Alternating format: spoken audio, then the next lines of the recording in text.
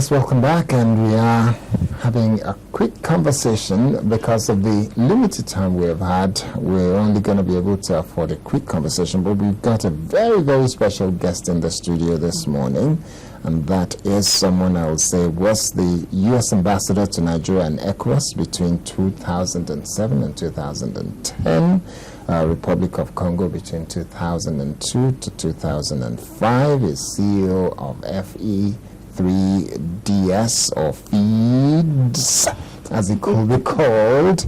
I'm talking about Ambassador Dr. Robin Rennie-Sanders. Good morning and welcome to Sunrise this morning. Thank you. Great to be here. Yeah.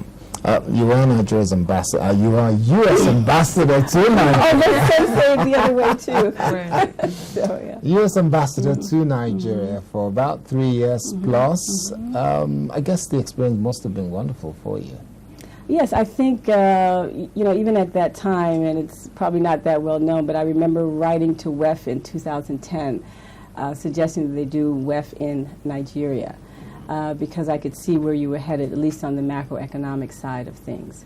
And so it is, really good for me and my company to be back in Nigeria. We're doing a lot of things in economic development in the areas where I think, we can be of assistance. Okay. Now, having been out of that, did you stop completely being an ambassador and went into private sector, and you're now working? Yes, about a year ago I decided that, although I could have stayed in the diplomatic corps another 13 years, I decided that I wanted to really just work on things that I was passionate about.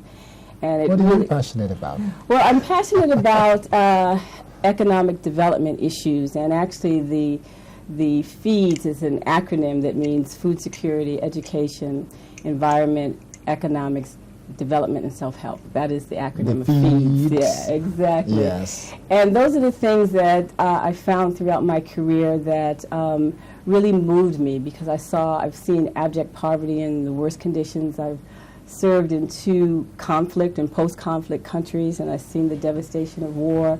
I've seen how people can suffer as either refugees or IDPs. I've seen, cities destroyed because of conflict.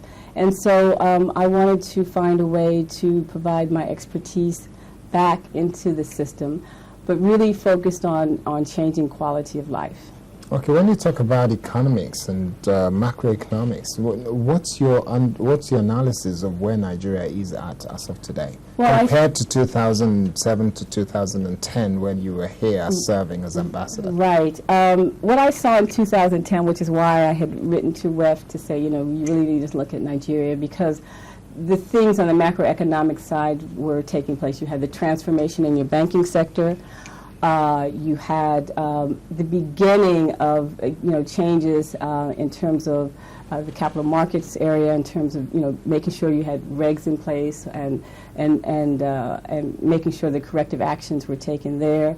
And I think that the banking sector in particular is where I saw most of the macroeconomic changes take place. And I think where you are today with getting rid of the toxic assets yes. and all of those. You have AMCON, you have really a growth and a respect for Nigerian banks, which I could see coming once these regulations and these changes were put in place. So from that perspective, I also at that time really wanted American businesses to look at Nigeria. I had... Are they looking at Nigeria now? Well, that's still a weak link in my view. It's better than when I was here. When I was here in 2010, and my team and I worked very, very hard to get more American businesses interested in Nigeria, and it was really a hard sell. It was a really hard sell at that time. Why was that? I think primarily because of the Niger Delta news that was coming out of Nigeria. There was concern about transparency and corruptions and and issues like that, and those are still issues that are here. But I think that because you are moving in the right direction with your macroeconomic framework, people are having a little bit more confidence. Americans are certainly behind the curve because they weren't listening in 2010 and 2011 to take a look at Nigeria. But we are taking a look at Nigeria now. More American businesses are here, but we're certainly behind. I would say we're probably fourth in line behind everybody else in terms of China, India, and a number of others. So would you agree with some subject matter experts who say that corruption might have been part of the reason why some of them don't want to do business in Nigeria, because they know that the legislation in the United States will not let them go without punishment? Well, there were two factors. In 2010, there was a lot of news coming out of Niger Delta that made a lot of American investors very nervous about coming to Nigeria. In 2000, when I was here, 2007 to 2010, the Niger Delta was the hot spot. And so it made a lot of investors nervous, on top of the transparency issues that we've already talked about. I think what you see now is a little bit more confidence in the macroeconomic elements that you have in place today.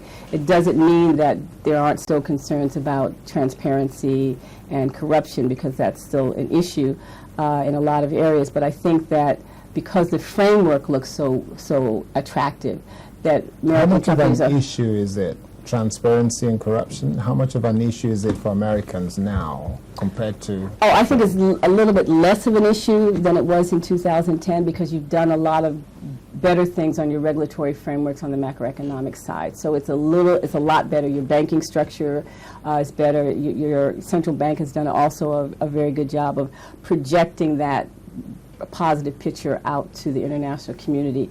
And, you know, that's all happened, I think, between 2010 and where we are today. So it makes American companies a lot more comfortable.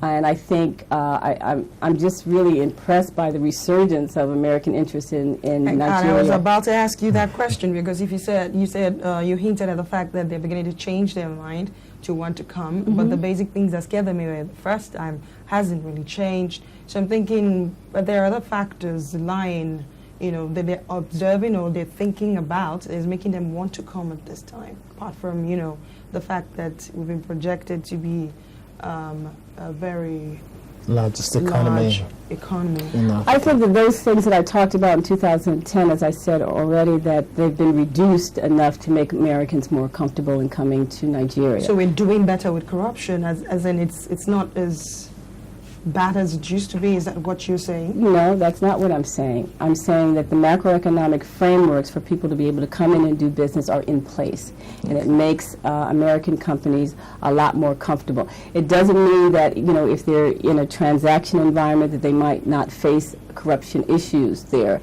and they know better than to get involved in that. So you're saying it is profitable enough for them to take the risk to want to come? What I am saying is that the regulatory framework that makes American businesses comfortable on your macroeconomic picture is in place, and therefore they are coming here and they're interested in Nigeria, and they're interested in sub-Saharan Africa writ large. Okay, now just before we begin to wrap up, the issue of security cannot be overlooked. In terms of security, what's your thoughts on what the American government is now saying with regards to support for Nigeria and about the girls that's being abducted? Well, first of all, there's no way that I can say anything about that without first really noting how tragic this is, and that my heart goes out to the families and to the young girls. And it's a very sad story for Nigeria. I'm really glad that the U.S. and China and France and the U.K. all have offered assistance for Nigeria. In terms of what they can bring in terms of assets and training and help in order to try to locate where these girls might be. Okay. So do you think that there's any chance that they will be found? You know, there's always hope that can happen. You know, the things that really need to be addressed, I think, are, you know, better communication with the public, certainly better communication and a liaison with the families so that they get up-to-date information. You don't want to have a Malaysia situation where the families don't feel like they're getting accurate and timely information. I think that the human factor, to me, seems to be left out a little bit in terms of what assistance might be coming in. I think having trauma counselors and grief counselors to really work with these families are going to be really, really important, in addition to the material support that might come in from the U.S. and the U.K. and other. Okay, well, we do have to wrap up, but I can't let you go without finding out, because I know you've been in and out of Nigeria, in and out of Africa quite regularly, or should I say very frequently recently. What's your project now in Africa? Well, we're free. In fact, I'm just coming from the Northern Governors Forum and headed right back there after this interview. But I'm focused on agricultural development project. It's really more of an ecosystem project because it looks at all areas of land development, and that's the Songhai project. We are in 3 states right now: in Nigeria, Katsina, Enugu, and Cross River, and in Lagos. Actually 4 states in that case, 4 states. And I really wanted one in the north to show that the picture in the north is not as bleak as everyone thinks. Then we have a housing project, mostly for affordable housing. And then we have an education project that really focuses on tertiary education for those qualified candidates that don't have a space in the university. We have a way of providing them their entire coursework so they can also be graduates of the universities here in Nigeria. So we have a live program already with OAU and Ahmadu Bello University in that regard. Oh, thank you very much, Ambassador Robin Venice Sanders, former U.S. Ambassador to Nigeria and co-founder of Feeds and CEO as well. Thank you very much for being on Sunrise this morning. We do appreciate that. Thank you. Thanks a lot for coming. Well, as we wrap up this segment, we just want to let you know that our focus on economic segment and it's all about the just concluded World Economic Forum on Africa. Let's get to hear from our business correspondent, Chimeze Obiwago.